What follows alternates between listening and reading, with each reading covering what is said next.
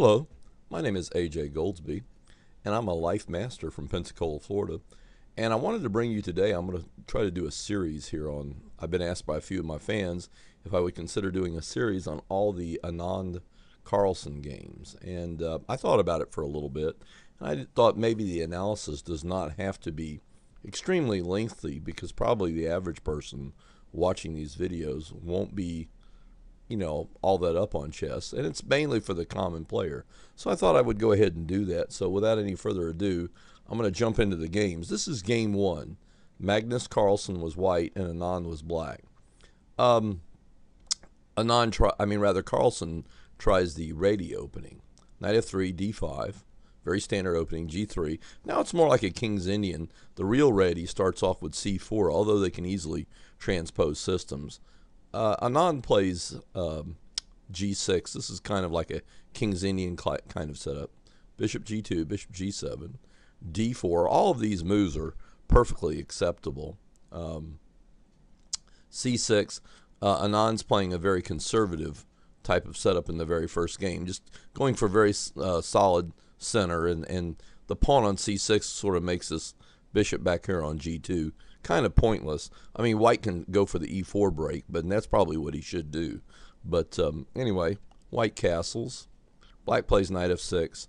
White plays b3. Black castle. Bishop b2. Bishop f5. c4.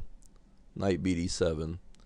Knight c3. I think this was probably the move that probably got Carlsen in trouble. Probably knight bd2 would have been better there because he just winds up not being able to properly defend the c4 square. So if he really wanted to continue this game, he should have played knight bd2 there instead of knight c3.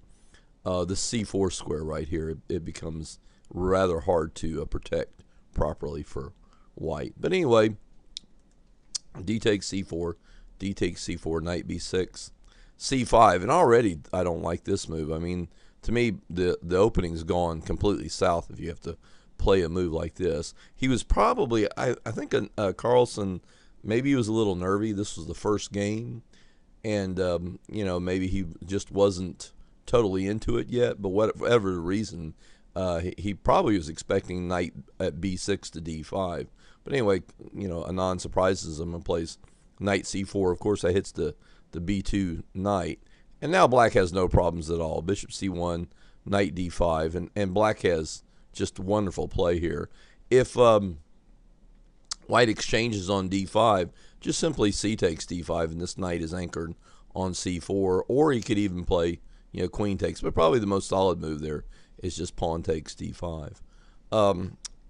Carlsen plays queen b3. He's just hitting the c4 knight, and now Anand can make a draw by repetition, which he quickly does. Knight a5. The queen can't go to c2. He's got to stay in contact with this square. Can't go to b4 because of the b4 knight. So basically, and you can't go to c2. b2's not, a happy square, and it's the same thing as a3. So Carlsen goes queen a3, knight c4, queen b3, knight a5, queen a3, knight c4, and we have a draw by repetition. Again, I wouldn't place a lot of emphasis on that game. That was only the first game of the match, and just wasn't, I don't think either player was ready yet for a full fight. But anyway, and also, too, I wanted to mention briefly the time controls. The time controls were 2 hours for the first 40 moves, and then 60 minutes for the next, or 1 hour, 60 minutes for the next 20 moves. And then the final time control was 15 minutes plus 30 moves, 30 seconds a move. That was an increment. So, and that would pretty much, that would be the time control. In other words, the game would have to be decided by the final time control. The final time control was sudden death, but you did have 30 seconds to move. And I believe that time is added in, too. That's an increment, not a 30-second per move. In other words, any unused time from that is added into the rest of your thinking time. So, that concludes my coverage of the first game. And if you enjoy my videos and would like to make a donation, go to the PayPal website. That's www.paypal.com, and you can make a donation under my email address, which is LifeMasterAJ@yahoo.com. Thank you for watching my video, and have a good day.